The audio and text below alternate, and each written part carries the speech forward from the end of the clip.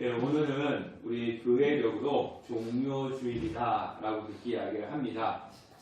예수님께서 십자가에 못 박혀 죽으시기 닷새 전의 주일을 이제 종료주일이다 이렇게 이야기합니다. 그러니까 예수님께서 이제 예루살렘에 들어가시면은 십자가의 고난을 받고 죽으실 것을 확실히 아시면서도 이제 예루살렘으로 들어가시는 겁니다. 그때 그 예수님께서 나귀를 타고 예루살렘에 입성할 때 그 군중들이 이 종려나무 가지를 가지고 흔들면서 이게 호산나 이렇게 예수님을 환영했습니다. 그래서 종료주일이다 이렇게 말씀을 하고 있고, 또 내일부터 한 주간은 고난주간이다 이렇게 이야기합니다. 그래서 이 고난주간 끝에는 다음 주일은 부활주일이 있습니다.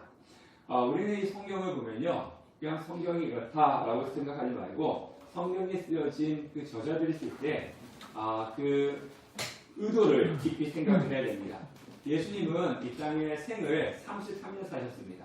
33년 사시고 또 하나님의 일을 예수님께서 그 사역을 몇 년 동안 하셨냐면은 3년 동안 복음을 증거했습니다.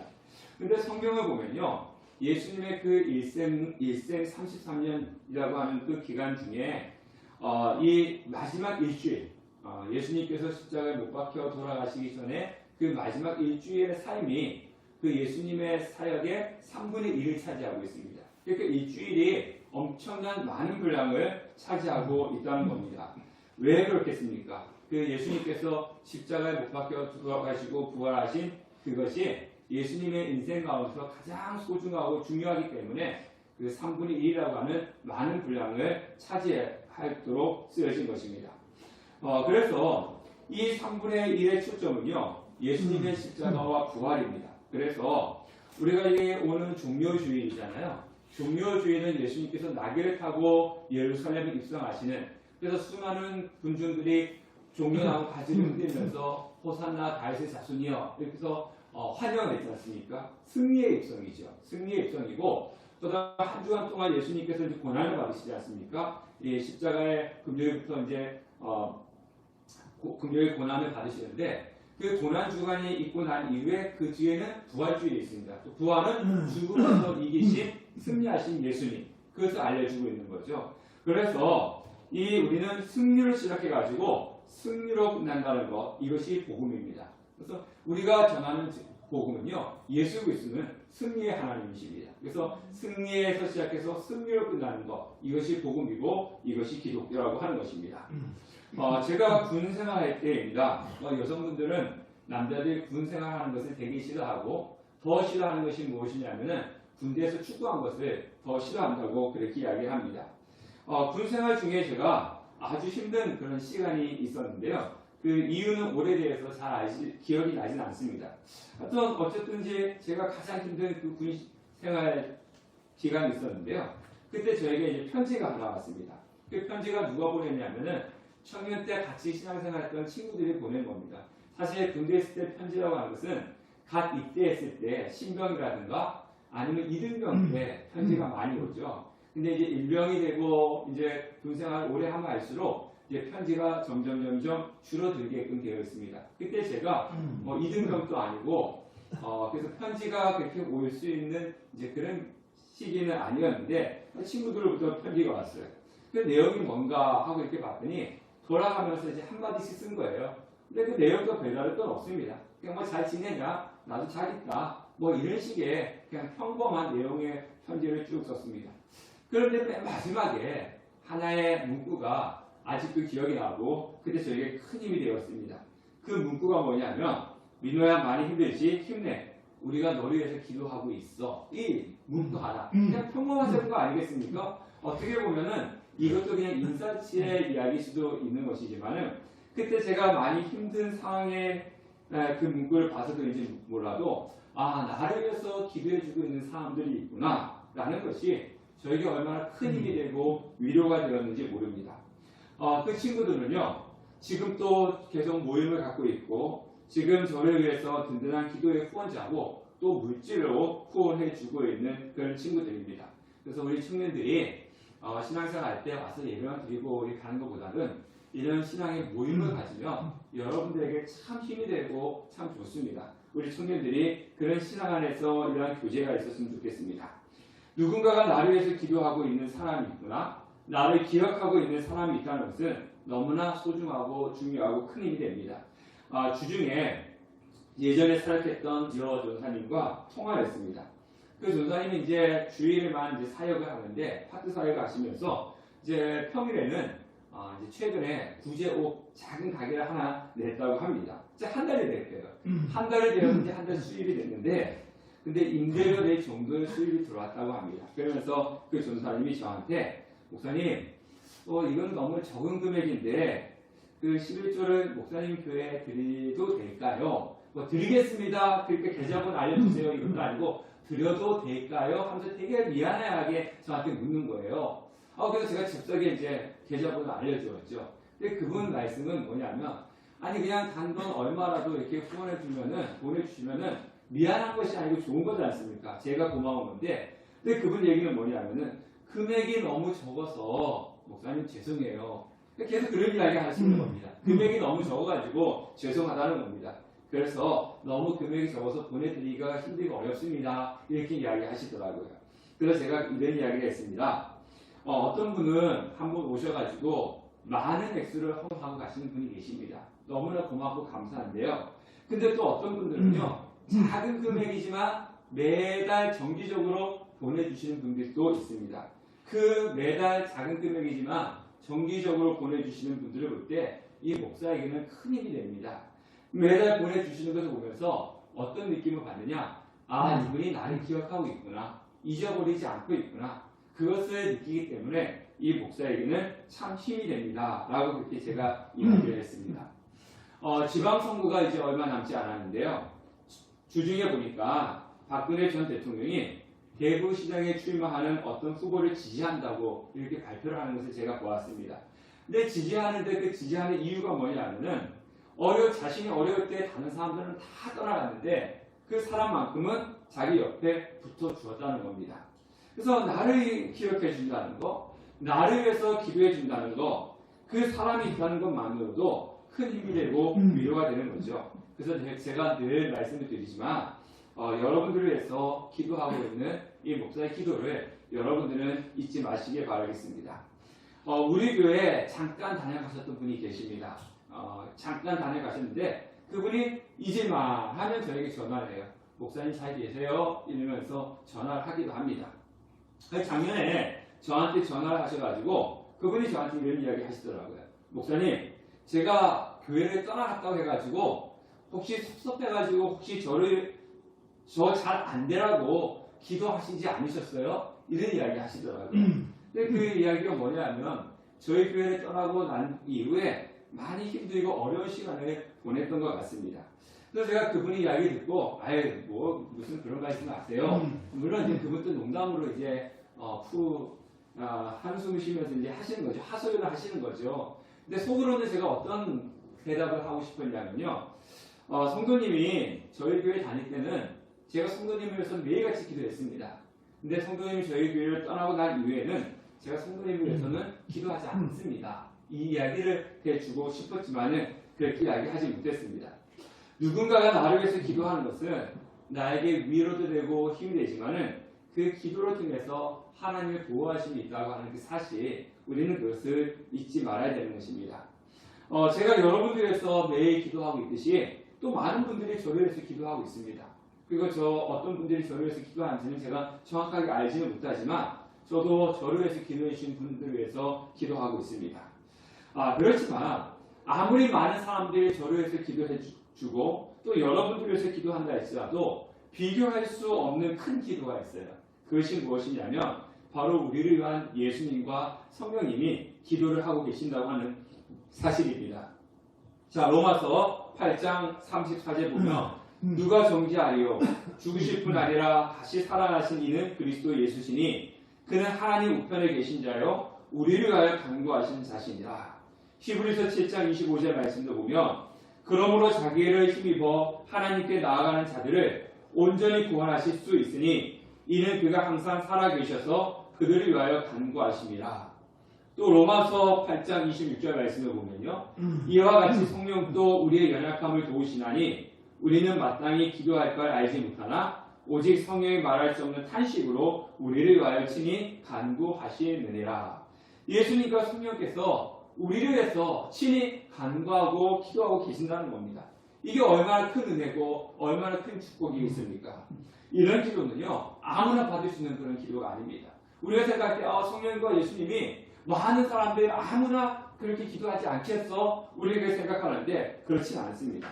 오늘 말씀은요, 예수님이 십자가에 못 박혀 죽으시고 이제 부활하시고 승천하시기 때문에 더 이상 제자들과 함께 같이 있지 않고 떠나기 때문에 제자들을 위해서 성부 하나님께 기도하는 내용이 오늘 우리가 읽은 이 말씀입니다. 자, 9절 말씀을 보면요, 우리가 표준 새 번역으로 여러분들 이해를 돕기 위해서 제가 올려놨는데요. 자, 한번 다 같이 읽어보겠습니다. 시작. 나는 그들을 위하여 빕니다. 내가 세상을 위하여 비는 것이 아니고 아버지께서 내게 주신 사람들을 위하여 빕니다. 그들은 모두 아버지의 사람들입니다. 그러니까 예수님이 지금 뭐라 얘기합니까? 나는 그들을 위하여, 나는 제자들을 위해서 빕니다.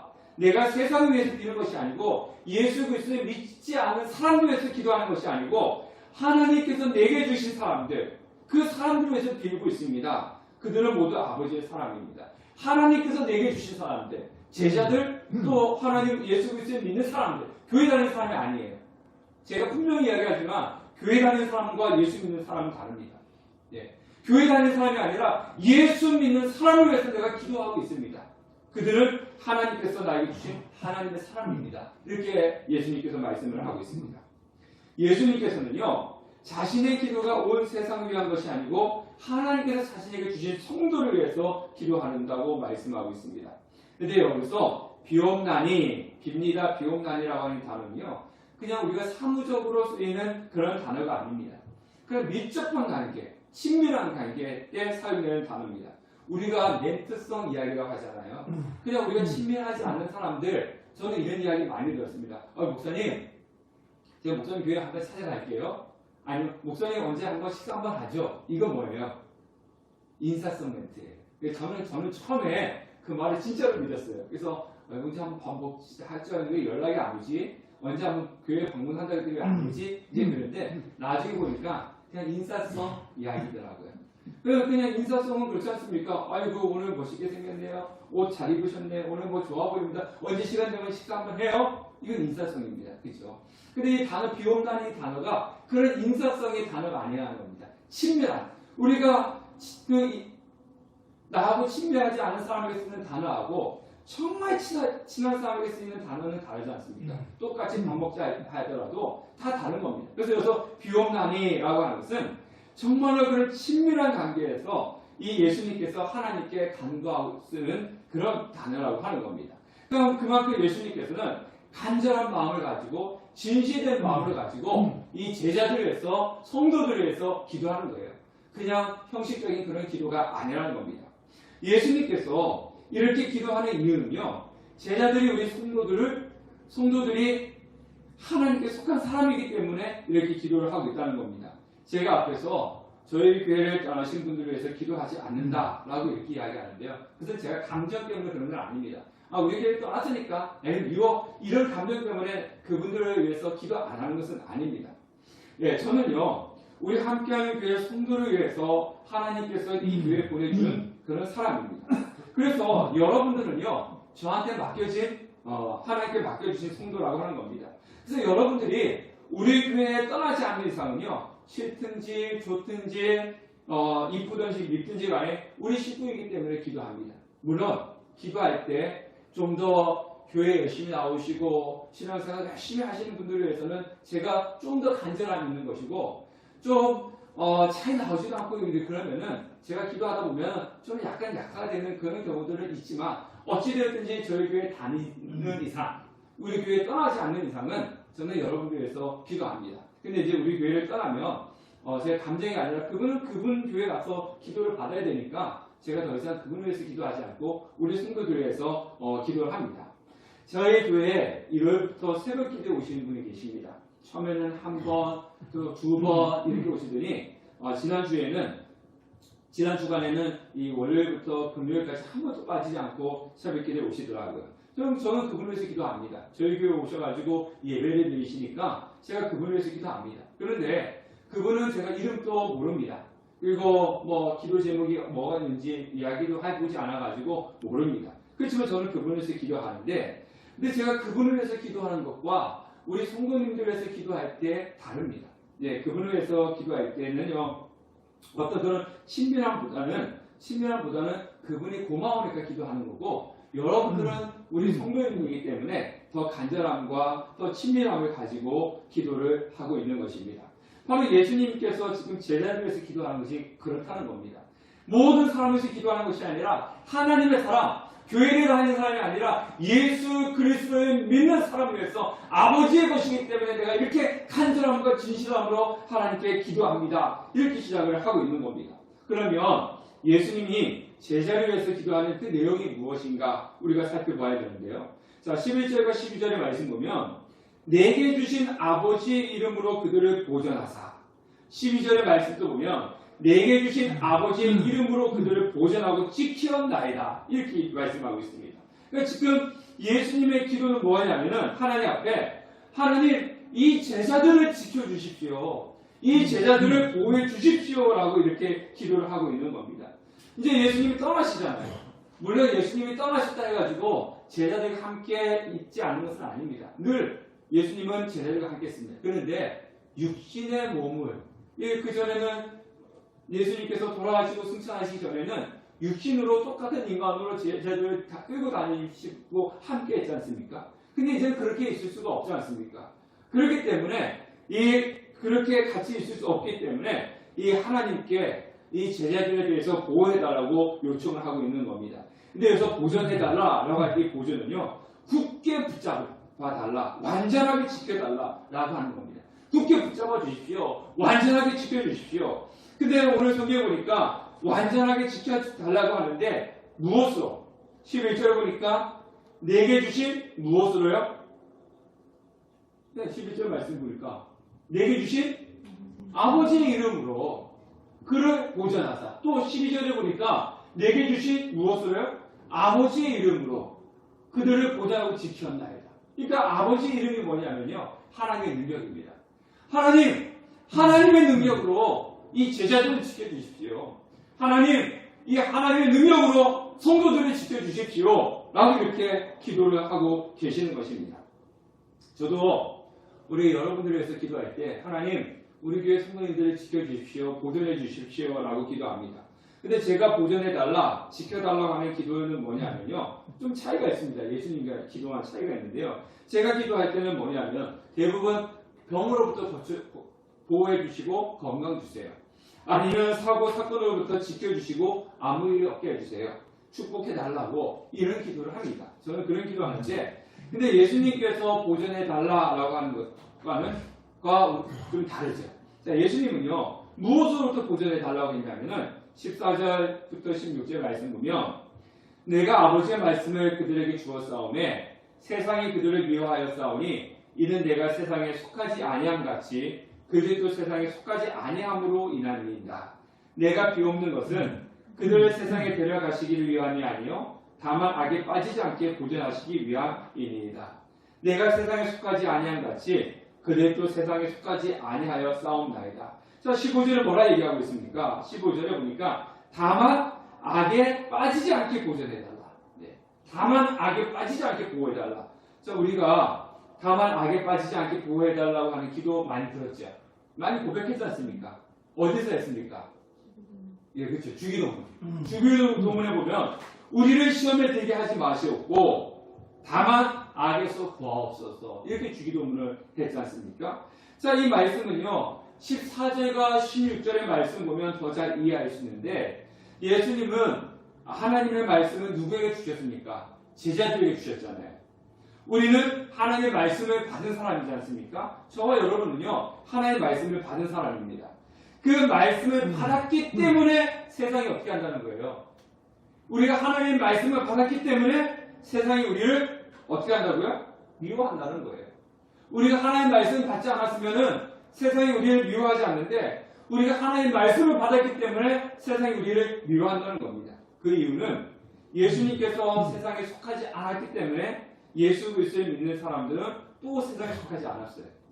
자, 요한복음 15장 19절 말씀 보면요. 너희가 세상에 속하였으므로 세상이 자기의 것을 사랑할 것이나 너희는 세상에 속한 자가 아니요 도리어 내가 너희를 세상에서 택하였기 때문에 세상이 너희를 미워하느니라. 자, 세상이 우리를 좋아한다 그래요? 미워한다 그렇습니까? 미워한다는 거예요. 왜? 예수님께 속했기 때문에. 우리가 세상에 속했으면요, 세상은 우리를 미워하지 않습니다. 그러나 우리는 예수님께 속했기 때문에 세상은 우리를 미워하는 것입니다. 세상이 왜 예수님을 거부합니까? 세상은 어둠이기 때문에 그렇습니다. 예수님은 빛이십니다. 세상은 어둠이고 예수님은 빛이시기 때문에 어둠은 빛을 싫어하는 것이고 그 빛에 속해 있는 성도들을 세상은 싫어하게끔 되어 있는 것입니다. 그런데 우리는 세상에 속한 사람입니까? 아닙니다. 우리는 세상에 속한 사람들이 아니고 하나님께 속한 사람들입니다. 우리가 세상으로부터 미움을 받지 않고 사랑을 받으려면요 어떻게 하면 됩니까? 예수를 떠나서 세상에 속하면 됩니다. 그러면 세상은 우리를 미워하지 않습니다. 그러나 우리가 예수께 속해 있다면 우리는 죽는 그날까지 세상은 우리를 미워합니다. 우리는 세상에 사랑을 받으려고 애쓸 필요가 없는 겁니다. 우리는 누구한테 사랑을 받아야 되느냐? 예수 그리스도께 사랑을 받으면 되는 겁니다. 우리는 예수 그리스도께 속한 사람이기 때문에 그렇습니다. 그래서 여기서 악에 빠지는 것은 세상에 속한다. 그런 의미를 가지고 있는 겁니다. 예수님께서 자신이 세상에 속하지 않은 것처럼 예수 그리스도를 믿는 우리도 예수님처럼 세상에 속하지 않게 해달라고 지금 기도를 하고 계시는 겁니다. 예수님 기도는 그거예요. 내가 저들과 같이 있을 때는 저들의 세상에 빠지지 않도록 인도했는데 이제는 내가 없으니까 하나님께서 저들을 지켜주십시오. 저들이 예수님을 떠나서 세상에 속하지 않게끔 해달라고 그렇게 기도를 하고 있는 것입니다. 자, 그러면 세상에 속하지 않는 방법이 있어요. 세상에 속하지 않는 방법이 17절부터 19절 말씀입니다. 그들을 진리로 거룩하게 하옵소서. 아버지의 말씀은 진리입니다. 아버지께서 나를 세상에 보내신 것 같이 나도 그들을 세상에 보내었고 또 그들을 위하여 내가 나를 거룩하게 하오니 이는 그들도 진리로 거룩함을 얻게 하려 함이니이다. 자, 예수님은 제자들의 거룩함을 위해서 기도했습니다. 악에 빠지지 않는 방법은 무엇이냐면요, 악에서 구별되는 겁니다. 세상과 구별되는 거예요. 예, 세상과 구별되는 겁니다. 근데 세상과 구별되는 방법이 무엇이냐? 진리라고 하는 거죠. 그 진리는 바로 하나님의 말씀입니다. 우리가 세상의 이야기를 들으면요, 우리는 세상에 빠질 수밖에 없는 겁니다. 그런데 우리는 하나님의 말씀, 진리이신 하나님의 말씀을 들으면 우리는 세상과 구별되는 것입니다. 올 초에 제가 우리 성도님들한테 이런 광고를 했습니다. 올해는 성경을 한번 읽어보자고, 성경을 일종을 한번 해보자고 그렇게 제가 여러분들한테 이야기했는데 여러분들 얼마나 읽고 계시는지 잘 모르겠습니다.